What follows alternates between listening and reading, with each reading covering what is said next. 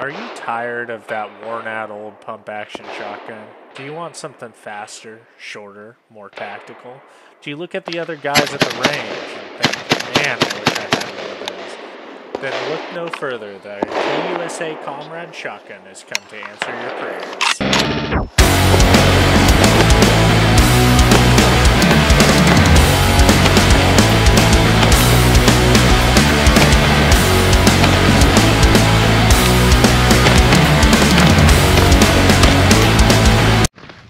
Well, hey there guys, Conceptual Concept 6.9 here.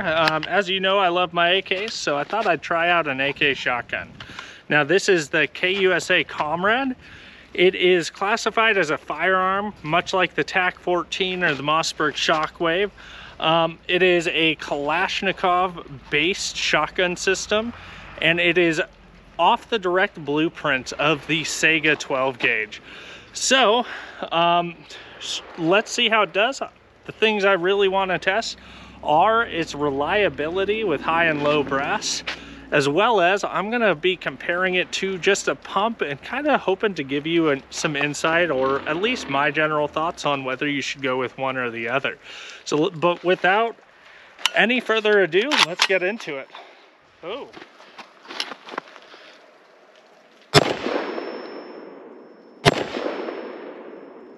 Whew, that spread. So I just want to show how much spread I'm getting off of this gun. I'm roughly 35 yards away. So I do want to note that this was a specific load. When I tried different loads, it tightened up quite a bit. So I don't remember exactly what I was shooting, but holy smokes, this was nuts. You can see all the little divots in the snow. That is the spread from this shotgun from 35 yards away. That is absolutely nuts. And I think only one pellet hit. Actually, I don't think any pellets hit. That was there before. That's green tip. So yeah, I missed that C zone from 35 yards away because the spread is just nuts. The thing fell off somewhere. All right, guys, so after careful review, I found that the spread is absolutely insane on this. It's like 7 feet from 30 yards. So I'm going to kind of distance myself 5 yards apart and see when it gets to the point where it's not hitting this USPSA target, or it's kind of not reliably doing much. So let's start here. Well, that's one big hole. We got the wad. Let's move back 5.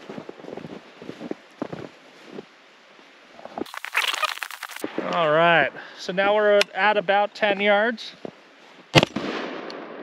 So the spread, it's already spreading quite a bit from 10 yards, but it's about a fist-sized hole now.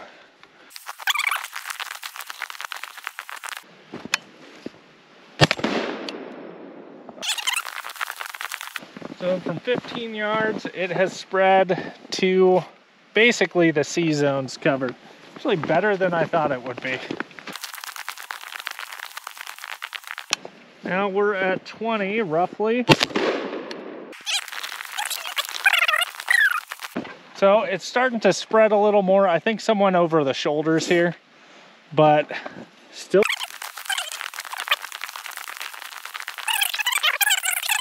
All right, so now we're at roughly 25, maybe a little further.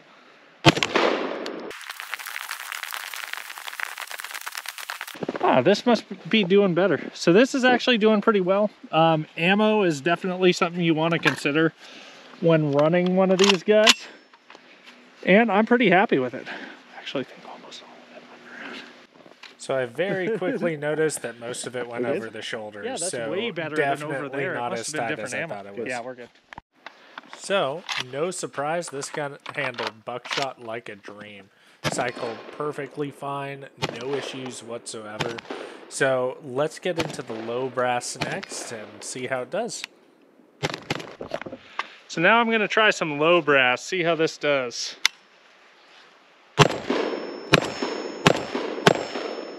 Oh, we got a failure to extract there.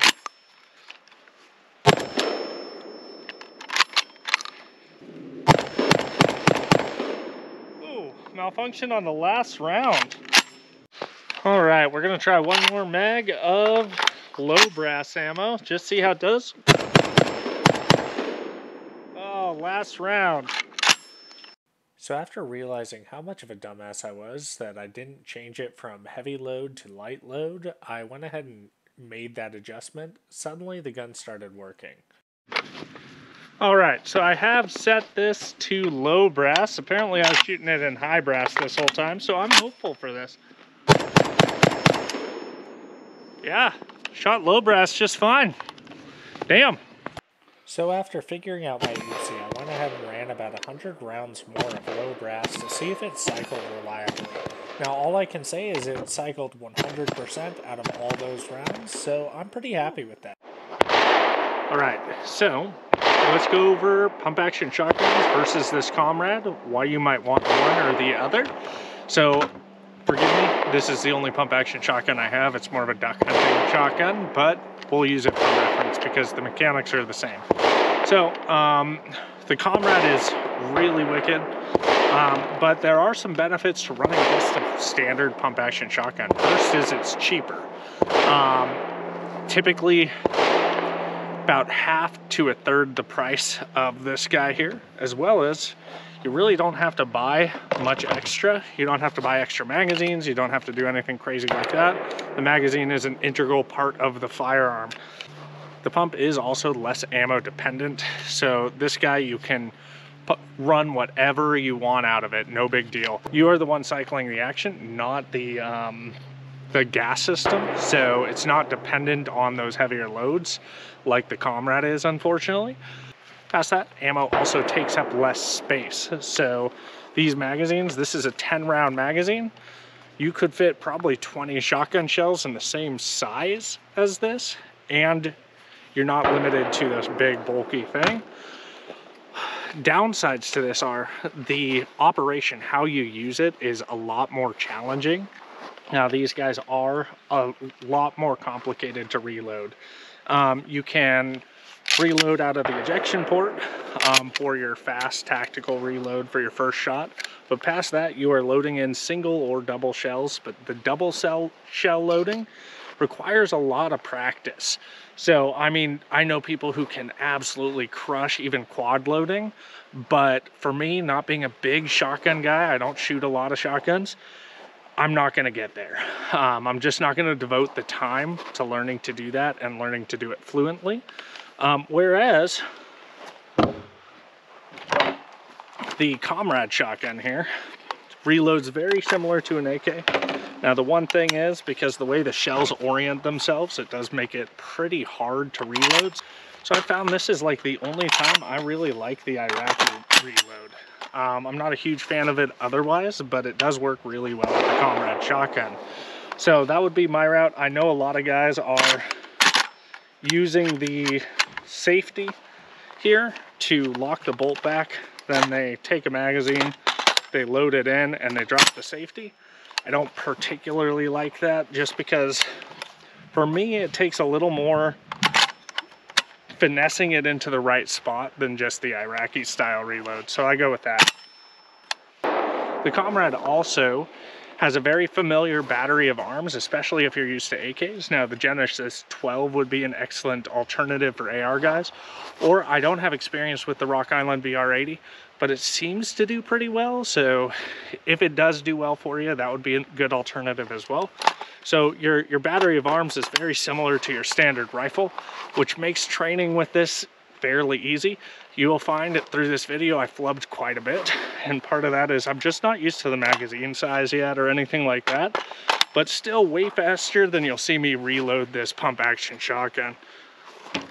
So now we're going to try reloading this pump action shotgun. Now I am by no means proficient at reloading shotguns, or really using them in most ways. If you practice a lot, there's some high-speed dudes that can reload these incredibly quick. As you can see, I am like a monkey fucking a toaster here. So pretty embarrassing stuff. Forgot the safety here because I'm a smart guy. But past that, shooting a pump action shotgun, you have to remember to rack every single time, and you can short stroke it. So you really need to pull that back with some authority. So now we're going to try out the Komrad shotgun here. So one thing you'll notice is to reload the whole magazine is much quicker. Now you can have 10 rounds in this magazine and you're good to go. But past that, the semi-automatic function makes it much quicker to shoot. Much less thought needs to be involved in terms of actually running the gun. Past that, I don't really have anything else for you. This is a pretty cool shotgun. I wouldn't hesitate to buy it. I'm probably going to SBS it, so if you want to leave comments down below whether I should Form 1 this guy and do a short-barreled shotgun on it, let me know, and then like, comment, subscribe. Past that, I don't have anything else for you. Just go outside, touch grass, and eat ass, all right, guys?